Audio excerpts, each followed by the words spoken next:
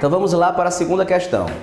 Eu imagino que você já tenha lido o enunciado da segunda questão, né? Já tenha gastado aí uns 5 minutinhos tentando resolver antes de ver a resolução.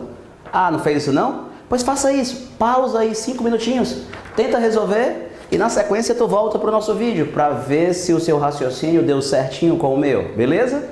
Vai lá! Bom, então imaginando que você já tenha tentado resolver, vamos lá. Questão 2 é a questãozinha clássica, né, de impulso e quantidade de movimento. Situação inicial, o canhão e a bala do canhão estão ambos parados em relação à Terra. Ninguém tem velocidade, ninguém tem quantidade de movimento. Na sequência você vai ter então a explosão, né? Tu sabe que no momento da explosão, Moi, é que vão agir aquelas duas forças, né? Aquele par de forças de ação e reação, né? Pá! Ação e reação. São forças de mesmo valor, mesma direção e sentidos contrários, ou seja, as forças têm o mesmo valor, F e F, e elas vão agir durante o mesmo tempo. Por quê, Renato? Cara, porque a explosão dura o mesmo tempo, tanto para um quanto para o outro, né?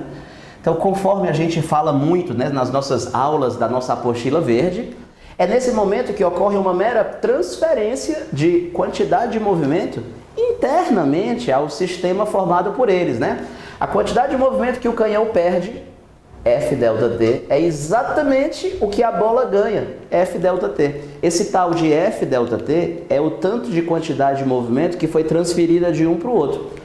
O que um perde é exatamente o que o outro ganha. Por isso que a soma das quantidades de movimento não muda, né? Então, moral da história, eu posso dizer que a soma algébrica das quantidades de movimento antes, que é a quantidade de movimento do sistema antes, é igual à soma das quantidades de movimento depois. Claro, é como eu estava te falando, essa soma, cara, não é a soma dos módulos, não. Tu sabe, né? É aquela soma levando em conta o sinal algébrico. Quem tiver a favor do eixo, ganha sinal algébrico positivo e vice-versa. Então, professor, como é que vai ficar aqui a conservação da quantidade de movimento? Então vai ficar assim, ó, 0 mais 0 antes é igual ao quê? A quantidade de movimento do ar vai ganhar um sinal algébrico negativo, porque a velocidade dele está contra o eixo, né? Então vai ficar menos mzão vezes v, né? Essas velocidades são todas em relação à Terra. E a quantidade de movimento da bala, Renato? Mzinho vezes u. Vamos chamar de u, a velocidade dessa bala, né? Dessa bola, né? Em relação à Terra. De modo que a conta que você vai ter vai ser essa. Eu vou substituir agora os valores, tranquilo? Passa para o outro lado, trocando o sinal, e vamos substituir os valores. Mzão, ele disse que vale 1000 quilos.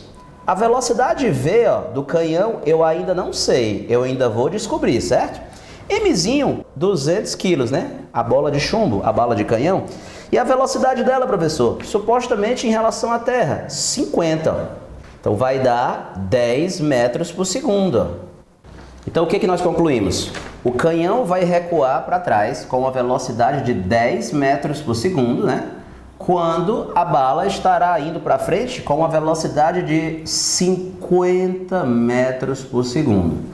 Beleza, professor. De modo então que a resposta que você vai marcar vai ser o quê? Vai ser o quê? Vai ser o quê? Ah, caiu na pegadinha? É preciso ler de novo a pergunta da questão para você não cair na armadilha. Ele está perguntando qual é a velocidade relativa entre a bala e o canhão após o disparo. Isso, velocidade relativa. Eles não estão se movendo em sentidos contrários?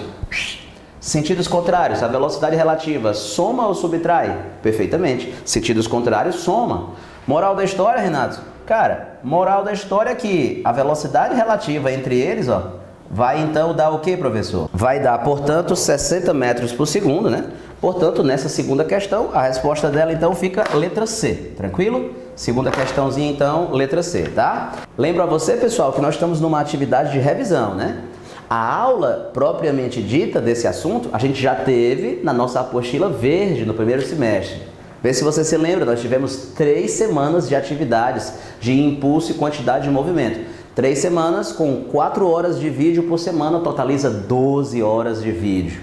Durante essas 12 horas, o Renato Brito explicou a teoria e vai intercalando. Explica a teoria, resolve questões para ilustrar. Explica mais teoria, resolve mais questões. Nessas 12 horas, nós resolvemos mais ou menos umas 30 questões desse assunto em vídeo, né? Num nível crescente, à medida que eu vou explicando a teoria. Enquanto que você também foi fazendo o dever de casa semanal, mais ou menos umas 30 a 40 questões de casa você já resolveu desse assunto na nossa apostila verde. Legal? Então é muito provável que você esteja sentindo uma grande facilidade nesse assunto, né? Porque a gente já viu essa matéria muito detalhada, né? Na nossa atividade da nossa apostila verde, não é verdade? Então nós estamos aqui numa atividade de revisão, não perca isso de vista, beleza? Então beleza, segunda questão, marcamos a letra C. Vamos então passar para a terceira questão.